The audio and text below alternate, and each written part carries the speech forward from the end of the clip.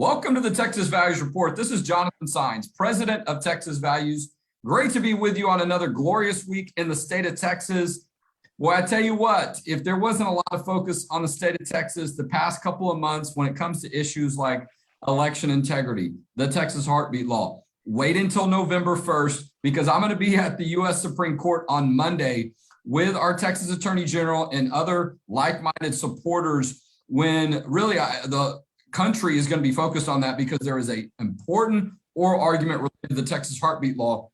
But look, I'm just going to step away for a moment, all right, because there is a huge election coming up on November 2nd. That's Tuesday. Early voting is still going on. If you're watching this live, if you're listening to it live, there's still time to go early vote for the constitutional amendment elections. Maybe there's some local things on the ballot in your area as well. But, you know, there's been a lot going on in the month of October. Special sessions wrapped up, court cases, a lot of elections and campaigns are starting to kick off. And oh, by the way, the Faith and Family Scorecard came out. But I want to focus our time today primarily on Proposition 3. This is a constitutional amendment election that's on the ballot for early voting now, statewide, and for November 2nd. If you're new to the show, though, we talk about the issues of faith, family, and freedom in the arenas of the courts, the legislature, and the media. And someone who knows about all those three arenas very well is going to be our guest today.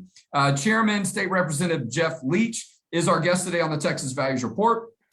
He's a frequent guest, I would say. We've worked together at the state legislature. And you know, look, his work has gone back for probably almost as far back as mine, close to 2 decades, distinguishing himself in the area of law and now in the area of law and policy and also in public service as a state representative from the greater Plano and Dallas-Fort Worth area. Chairman Leach, welcome back to the Texas Values Report. Jonathan, it's great to be with you as always. Thanks for having me. Well, look, I'm glad you're available because I know the clock is ticking and people are out at the polls. And a big reason why they're out there is because some work that you did and that relates to Proposition 3. This is a very simple concept. We're in the middle of a statewide election.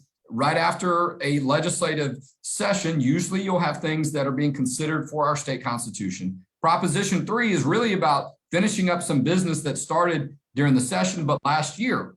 And it's real simple, right? It's about protecting religious freedom and making it specific that churches and religious organizations aren't closed like some government officials tried to do in COVID. You played a part because you and Senator Hancock sponsored the legislation that became constitutional language that was voted on and now is on our statewide ballot. Yeah, Jonathan, I appreciate you giving me the opportunity to discuss Prop 3. I love it. I love like my sign. Protect. Up. I get a better angle here. Protect religious freedom. Okay, go ahead, sir. Oh, it's great. It's great. Look, in Texas Values, Jonathan, you and your team have always been on the front lines in the fight to protect religious liberties, to protect the rights of life, protect our fundamental rights and liberties. And that's what Prop 3 is all about. I'm very grateful to you. I'm grateful to my Senate co-sponsor, Kelly Hancock, and all of the great conservatives, men and women of faith who've stepped up to not only vote for Prop 3, but to encourage other folks to get out and support Prop 3.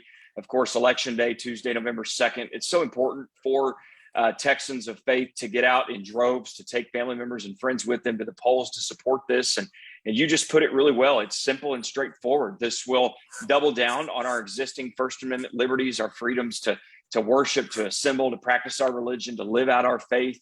By explicitly stating in the very words of the Texas Constitution that government subdivisions in Texas, whether it's cities or counties, school boards, county judges, mayors, any elected official, any government authority from ever closing down churches or houses of worship now or in the future.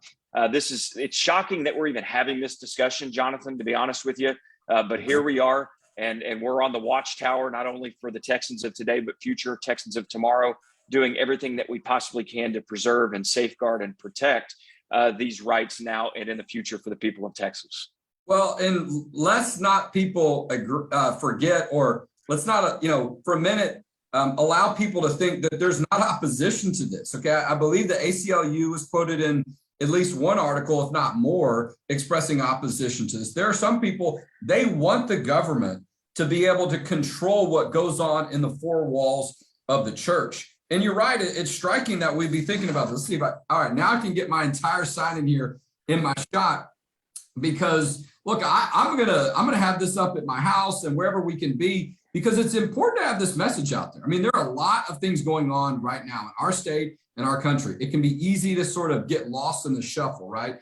And the religious freedom that we have is protected in our state constitution and our federal constitution. But when we go through cycles like we did last year, when you would have thought the government, and particularly here in Texas at the local level, government officials, county officials trying to shut down churches, even on Easter. I mean, there's reports of a parking lot service out of the San Antonio area where law enforcement was circling even that. And so people might think, well, I think we're okay now. And, that'll probably never happen again. Don't be so sure of that. And one way to make sure that that never happens again is to put it in the law. As I was taught in law school, the law is a teacher. It matters what the law says. And the people have the ability to say, we want to put the specific language in our Constitution. While there might be some language in there that's general, when you go through cycles like we did, you and I know, if you make an addition, if you make an enhancement, if you will, you put more specificity in law, that ties together. If anyone tries to ever suggest, oh, that didn't have anything to do with it, it absolutely was connected. And if we don't do something about it, I'm concerned it would send the message that, oh, maybe it's still okay for a church to do that. And the significance of a constitutional amendment is it makes it harder in the future for anyone to change that. They'd have to go through the legislative process and then back to the ballot. And as you and your colleagues did, 2/3 of the House and Senate supported this measure by bipartisan support. Yeah, and looking back over the past couple of years, what we've seen in other states like California and New York, where mayors or governors in those states, really those are just two examples of many across the nation where they have really given preferential treatment to secular institutions, in many cases allowing nightclubs and strip clubs and liquor stores and bars to remain open at full capacity, and then at the same time are closing or severely limiting churches and their ability to assemble. That should be alarming to us here in the state of Texas. We even had a couple mayors and county judges here in the state of Texas dabble in that reckless area. And had this constitutional amendment been in place to supplement and add to and strengthen our existing First Amendment protections, those things would not have been possible. And so the fact that the ACLU and the Austin American Statesman and some other liberal groups, the fact that they're opposing this tells us all we need to know and gives us all the ammo we need to support it. This is for people of faith. This is for people of all faiths. We want to make sure that the church, that the people of faith, that the body of Christ is unleashed, especially in times of emergency and crisis, unleashed and allowed to do what they do best, to assemble, to serve their communities. And this constitutional amendment, when enacted, I'm very hopeful and prayerful that it will be enacted, will enshrine and make very clear and concise, without objection and without confusion, that churches are protected from unlawful closure in the very text of our state constitution. That's absolutely right. We're talking with State Representative Jeff Leach about Proposition 3. It's on the statewide ballot. This is not an opinion poll. This is not, we want to know what the Republican Party thinks about this issue. This is an actual area of law. This is a decision of whether or not we're going to make it clear in our state constitution that the government does not have the right to shut a church down. And we're talking about freedom to worship. This means the government can't go into the four walls of the church like they did a year and a half ago. I remember when the local county that I live in put out an announcement about churches being closed, the church where I was attending, the night before we were going to go to church the next day. It was on a Saturday night. Some of them do not respect the law. And it doesn't matter how much you argue with them and try to convince them. The only way to make sure that they respect the law is for the law to reflect accurately what our religious freedom rights are. And here's what's great about it, Chairman Leach. You get to vote all the time in the state capitol. This is a vote that the people get to cast. You helped by getting this on the ballot, but now every registered voter in the state of Texas gets to go vote for all of these ballot propositions. We're focusing on Prop 3, but Proposition 3 is the one about religious freedom. It's not an opinion poll. It really will be a decision of whether or not this language is now accurately reflected in our state constitution. So we're urging people to vote in favor of Prop 3. And let's not even make it close, right? And some people might suggest, oh, this is Texas, we'll probably be fine. Take nothing for granted, my friend. That's right.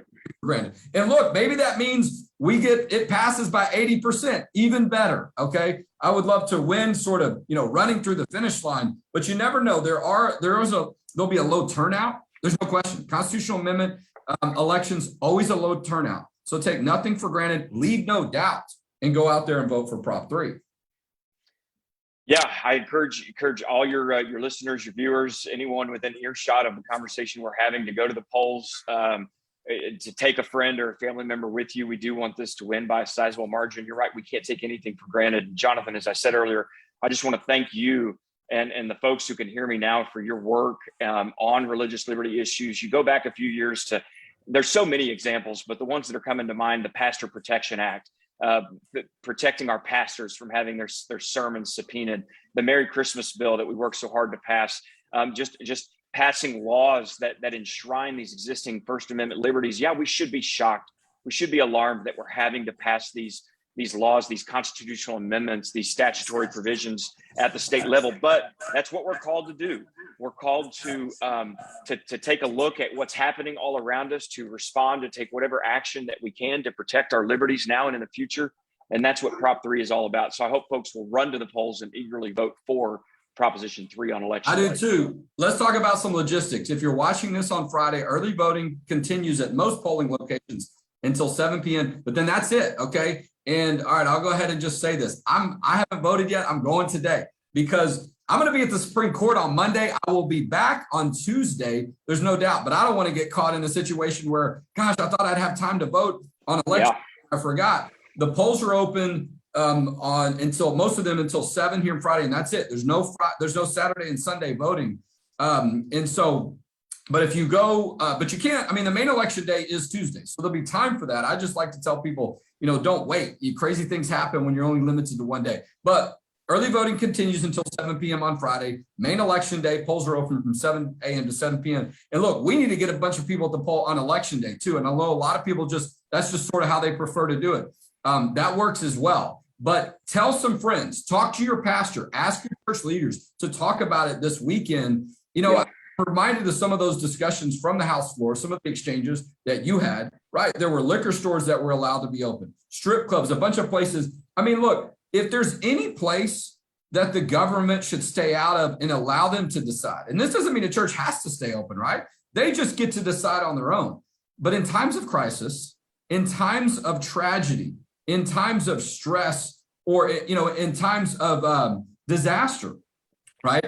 The churches are one of the few places you'd want open, places of refuge. A lot of times the government, they don't have access to certain facilities, and it's the churches that they run to for that support. But some people, they need that on a day-to-day basis. And I was reminded, I just got to mention this. People think about church on Sunday or Wednesday or whenever, and that's definitely important. But what about so many ministries or entities that help people, right? The homeless. There was testimony about a recovery group where people were on the edge of life and death because of alcohol and drugs, and the recovery group was not allowed to meet, and the impact. I mean, there's so many things that happens outside of the church and religious organizations that are a benefit to society, and benefit society when the government does not get in the way of them operating and staying open.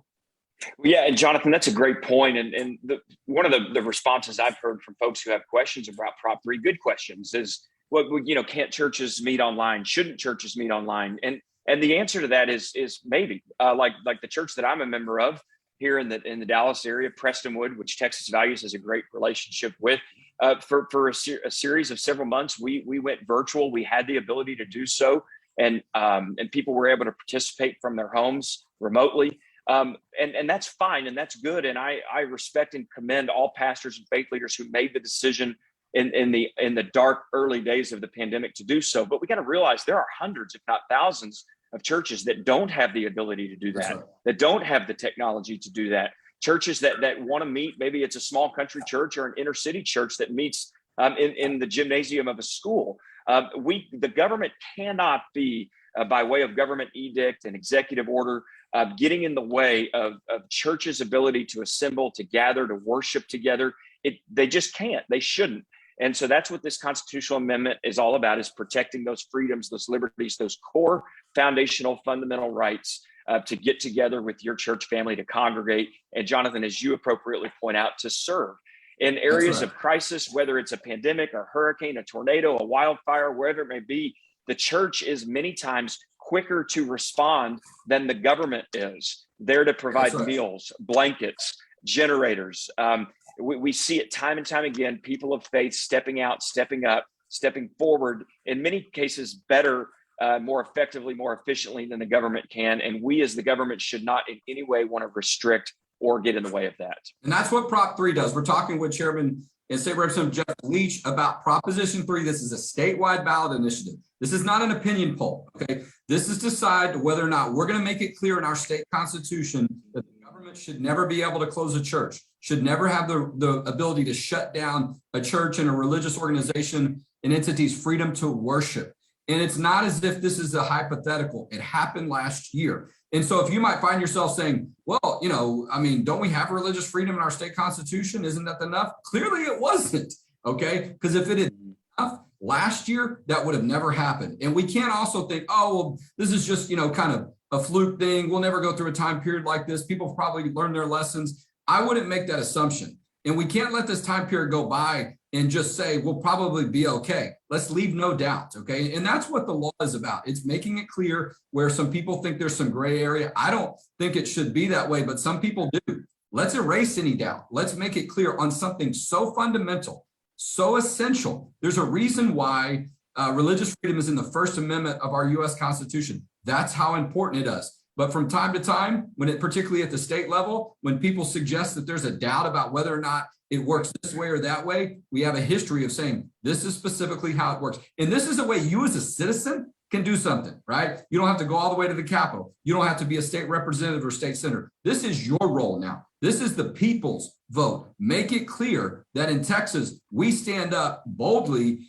and significantly for religious freedom for all people, right? Proposition 3, go to the ballot and vote. All right, a couple of concluding items I want to mention. Speaking of some of the work we do and some of the work you do, our partner organization, Texas Values Action, came out with a scorecard recently. You were on that list as a faith and family champion. This is a scorecard that is about how members voted during the session, whether they sponsored legislation, how they voted on not only bills, but amendments to bills. Did they co-author things? And so, well, it takes a lot of time. And, you know, there were several other sessions. So we finally, you know, those ended. And you were on that list as a faith and family champion. You've done work for years, and it's tough sometimes. I mean, we try to do the best we can to make members aware of the issues that we're working on. We're not trying to hide the ball, but I know there can be a lot of moving parts. But usually the people that end up on that list time and time again, that shows itself that it's not it doesn't take a whole lot of work for them to know the right thing to do. And that's one reason why you're on that list.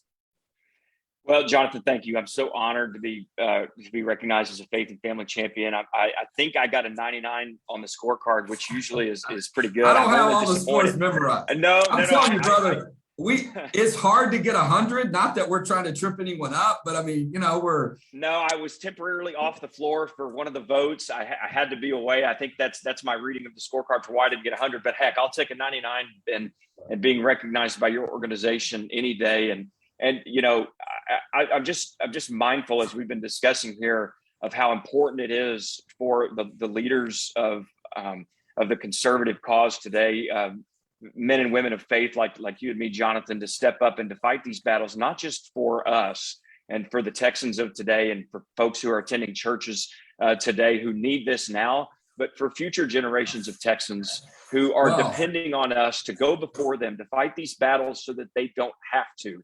To be watchful, that's absolutely right. That's what really this is all about. And well, you know, now that you talk about that, I just have to say, I remember, you know, there was some conversations you and I had about this idea, and I have seen votes for constitutional amendment because you got to get 2/3. You got to get the Texas, the Senate, but each chamber has to get 2/3 of their membership. You know, there are 83 Republicans. I mean, I'm not saying Democrats don't support religious freedom, but most of the time they don't vote in favor of these type of measures. But it was different this time. And I remember you and I talked and I was just like, well, I don't know, the 100 out of 150, it is a tough number. You were confident from the beginning, and that made a difference. It makes a difference when the sponsoring member has a lot of confidence, puts a lot of the work in. And if you Democrats gave some striking, compelling speeches from the floor, I don't have any problem with that. When we can come together on issues, and I say we, right, as a state, right, if you've got Republicans and Democrats, people that don't usually vote for some of these things, they also saw, you know what? I want to make sure my church is protected and let them have that freedom to decide how to do things. That's what Prop 3 is all about. And this is a way for the citizens to vote. All right, before we lose you, so vote in favor of Prop 3. Early voting continues today on Friday, main election day, November 2nd, 7 a.m. to 7 p.m. All registered voters can do this. I'm going to be at the Supreme Court on Monday on another issue you care about, the Texas heartbeat law. It's a preliminary matter, but it's still important. At the Texas heartbeat law will be at the U.S. Supreme Court. I'll be in D.C., but come right back for Election Day. I know the life issue is a big deal. You sponsored the Born Alive Infant Protection Act that became law a few years ago. Wow, what a special moment. Over 8,000 lives have been saved on the Texas heartbeat law so far since it's been in effect, and continuing to see us getting united as a pro-life movement for a very special moment and a very special opportunity to save lives. I know that's something you care about as well.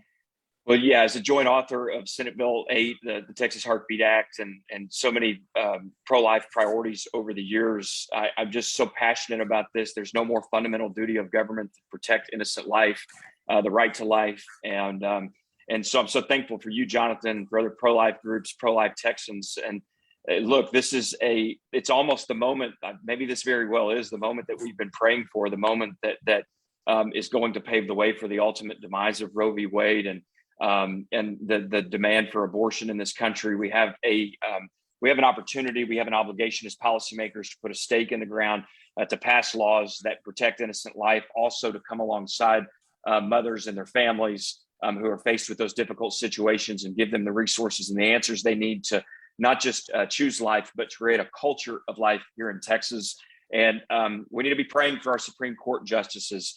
We need to be praying for our pro-life leaders in other states who are following Texas' lead. And we even need to be praying for our president, who I understand met with the Pope yesterday. I'm very hopeful that Pope Francis spoke very strongly to him when it comes to pro-life issues. The side of life is winning in this country. We are winning the fight, but we cannot let up. There's some special things happening. And look, from what we know, there's about maybe just a little bit under or more than 200 pregnancy resource centers in the state of Texas, right? There are hundreds of people and hundreds of centers and thousands, if not millions of people ready to help and assist with women that are making the decision to sort of honor that instinct that they have as a mother and know, right? And the heartbeat law is very simple. If a heartbeat is detected, that unborn baby's life is protected. That's it. And I think people get that and they're like, wow, I didn't realize the baby's heart started beating so early. I didn't realize there was a beating heart. All those things just make sense to people. And in a time period where there's been a lot more education on these issues, you've had new generations of people understanding that. And so I think that there's been a lot that's gone into being prepared, if you will, for such a special time in a moment. But I think it's also something that we can all feel good about, is just recognizing that sense of humanity together. Yeah. If that's how we take care of our unborn, that says how we care about and how precious life is as a society. And so I know that's something that you've always cared about. We kept you on a little bit longer, and I'm going to have some concluding comments. We're going to let you go. But look, when it comes to religious freedom, when it comes to pro-life issues, marriage and family, you continue to distinguish yourself as one of the leaders, and appreciate you. Go out, everyone, vote for Prop 3. This is the constitutional amendment that protects religious freedom. Chairman Jeff Leach was a part of getting that to the ballot on the House side, and he's been our guest today on the Texas Values Report. Jonathan, thanks to you and your team. God bless you. Appreciate you. Well, we're gonna have to bring him back. We just, so many important things to happen, but I did want to focus a lot on Prop 3. You can still go vote, okay? This is the statewide ballot initiative, Proposition 3. It's not an opinion. It's not a poll to find out how Republicans think. This is all registered voters. And I say that because sometimes you'll see these issues on the ballot. This is to decide if we put language in our state constitution, making it clear that we can keep churches open and the government does not have the right to shut churches and religious organizations down. That's fundamental anyway. But obviously there was some question in people's minds last year. They thought they had the right to do that. Some local government officials here in Texas. And you saw this happen in other states. California has had to go all the way up to the Supreme Court to deal with that, to have their churches open. Let's leave no doubt. And let's set an example for other states to follow. This is how you make sure that we don't have those issues come in, whether it's a pandemic or other. You don't have any doubt about that. Proposition 3, vote for Proposition 3. All voters can vote, statewide ballot. As a matter of fact, I think we're going to have some signs in our office if you want to come. All right, I'm about to run out of time. 2 big events, okay? We're going to be in Houston in a week and a half. November 6th, we still got tickets. Eric Metaxas, talk about somebody that knows a lot about law and policy, about Christianity and the Constitution. He knows quite a bit. He's going to have some really inspiring and entertaining comments. The author of the Heartbeat Law, who I'm going to be with on Monday, is going to be with us at our gala November 6th in Houston. Still time to get tickets. We're going to recognize Faith and Family Champions. Texas Values Action is at that event. And so you'll want to be there. And a lot of people you'll probably recognize, your friends and family will be there. And then on December 8th, I don't even know if we've said this publicly, Abby Johnson, a pro-life leader, is going to be with us in Jeff Leach's backyard at our December 8th luncheon at Glen Eagles Country Club. Go to txvalues.org right now. Get your tickets for these events. Tell your friends to go vote for Prop 3, the Religious Freedom statewide ballot constitutional amendment election. There's still time to do that. Main election day is November 2nd. Look, if you see value in the work we did, we got the Save Women's Sports Bill passed. We protected the freedom to worship. We helped this issue get on the ballot. We led the effort for the Texas Heartbeat Law. Make a tax-deductible donation today so you can help us protect faith, family, and freedom in Texas. And we'll talk to you next week on the Texas Values Report.